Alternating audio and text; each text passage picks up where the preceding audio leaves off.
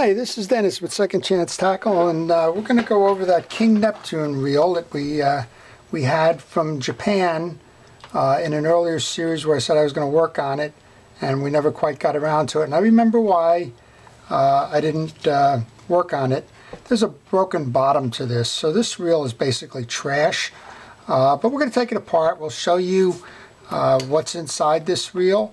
And if we were to repair it or service it, I'll show you how to do that just as a kind of an aside, but this one won't go fishing again. It's a little rough riding, and with the broken bottom, it's just a parts reel at the moment. So let's show you what it is, and if you had one or have one, or you're interested in getting one, then this will be a good video for you.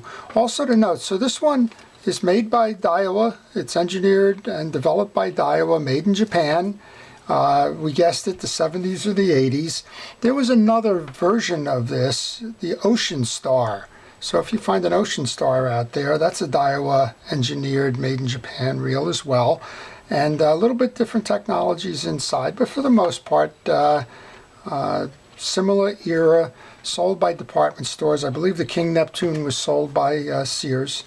And so let's take a look. So on the top, traditional spool setup. Here's a pen spool, but it's not unlike the pen spool. It just happens to be laying there. So we'll take the drag knob off and put that in the part spin, even though chances are I won't reassemble this reel. Take the spool off. The spool has the top drag system. We'll go into that in a moment.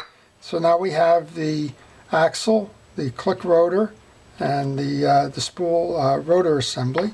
So let's go down below, and we'll take this side plate off here and open it up. So one screw take apart, which is nice. Put that in there as well. And not uncommon for the era, it's a direct drive. There's no crosswind gear. There's a stud on the main gear. There's a crosswind block. It's held in place by a pin. Not too different from the Mitchells of the time.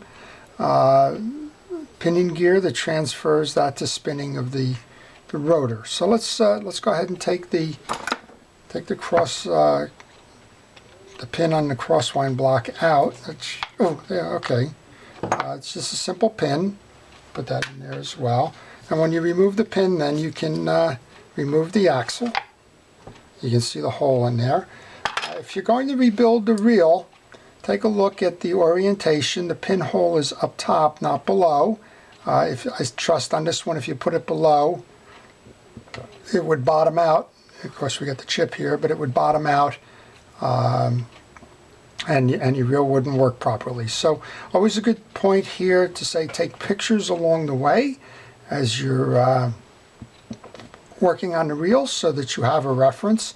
I tried to find the schematic on this. I could not find the schematic. So take pictures. It becomes all that more important. We can see in this reel it's been used for a while. It's got a buildup of old dirt and grease and junk.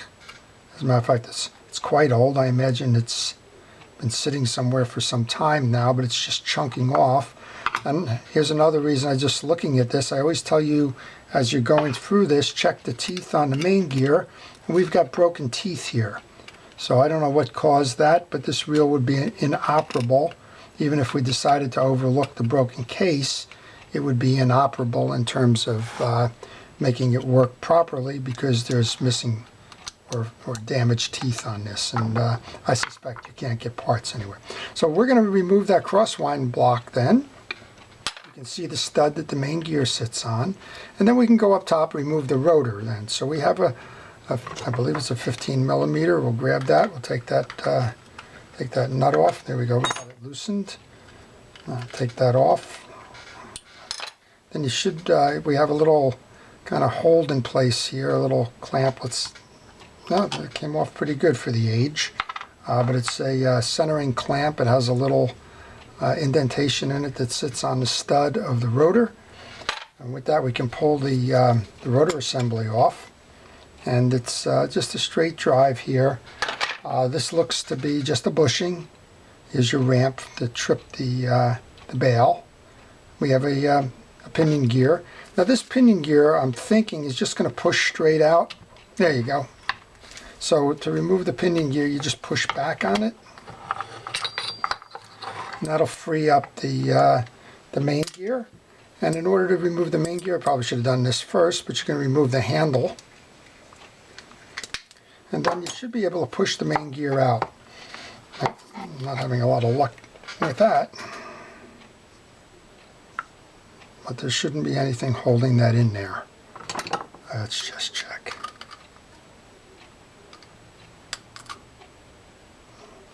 Now I just think we probably have accumulated grease and grime in there that's stopping that from coming out. Since we already have this thing, well, not going to fool around with it at this point. Like I said, this thing is pretty trashed. And I can't see a stop in here. This has got a lot of old dirt in it. Sometimes if you saw a C-clip or something in there, or another type of clip, you could go ahead with that, but I'm not seeing that. And I'm not going to be investing a lot of time in this one. But this main gear should push through. I just don't see a release point here. And then underneath we just simply have the click assembly to this. So I don't know why we're not being able to push that out, but regardless. I'm trying to work at where I have it off. Maybe that click was holding it. Nope. Well, we're going to give up on this particular one, but there is movement. I just can't get it all the way through at the moment. I'm not going to whack it or do anything stupid at this point. As I mentioned, we have damage here. We have a broken tooth. We have the broken body in that. So what's the lessons learned? If you're looking at a King Neptune, which is a Daiwa reel, you've got big gear, a stud, crosswind block, axle, direct drive. It was a quality reel at the time, not unusual for the technologies that were being offered, and no ball bearing. It looks like a bushing up top there, and simply a good, well-designed reel for the 70s. I'm sure this one caught a lot of fish before it caught some damage here, and that's probably what led to all of the other internal problems. I'm not sure what caused the broken teeth in this gear, but something obviously did, and that rendered it useless. So let's just go up top. We'll just pull the drags for a moment just to show you the rest of this reel. If you were servicing it, what you would have done is you would have cleaned all those teeth. You would have lubricated the drive shaft. You would have cleaned the pinion gear. And you would have done this now, which is the servicing of the drag washers. So let's just pull those drag washers out. And this is a problem with the older reels if you're actually going to try and fish them. They're good reels, they're good technology, but for the most part, you can't get replacement parts if needed, other than finding a donor reel that's out there and using those as your pieces and parts. So this drag stack is actually pretty well loaded here, also pretty well corrupted. We have a lot of metal washers. We have some shim washers or tension washers that go between them. So we have a fabric washer on the bottom, and then we had a flat washer, and this one's pretty corroded. So what you would have done, it's not the right one, this one would be next. Very corroded, so you would steel wool that off before you put that back in play. Then it had these two, which were facing each other. They're kind of concaves, but they were in there next. Then there was another flat washer. Then there was the fabric washer, and then there was the top washer. All of these would have had to be cleaned in order to make these functional again, but in this case, we're not going to go do any of that since it's a parts reel. So what are the lessons learned from this? So one of the lessons learned is, as you're going to buy used reels, check very carefully about the condition of the body. Make sure that they operate smoothly. That if you're going to try and rebuild it, you want to start with, I guess, what folks would call solid bones. In this case, this reel came to me as a part of a lot, and I really wasn't too concerned about it one way or another. But I'm sure as we turned the reel, we would have found that there was a skip in the teeth, and that would have given us a warning sign about the main gear. And then you would have tested the washers as well, the drag washers, by applying the drag knob down, tighten it up, and make sure that they hold. In this case, it doesn't look like they would have held. And then you would have checked all around the condition, and you would have noticed that it was a broken case on the bottom. And, that's 3 strikes, you're out, right? Knowing that you can't get the replacement parts on this, you would have pretty much, or you would have been wise to say, I'm not going to buy this reel unless you needed a part, right? If you needed a spare spool, if you needed a drag knob, if you needed a handle, whatever, then go buy it for that reason, but don't go buy it to recondition it.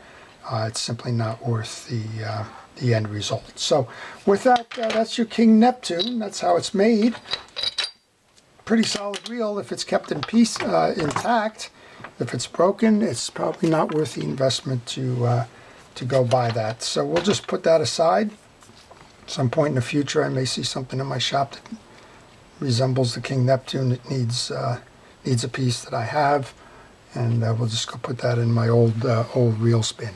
So I hope you've enjoyed it. If you want to see more of these, please subscribe. And this is Dennis with Second Chance Tackle. Thank you for viewing.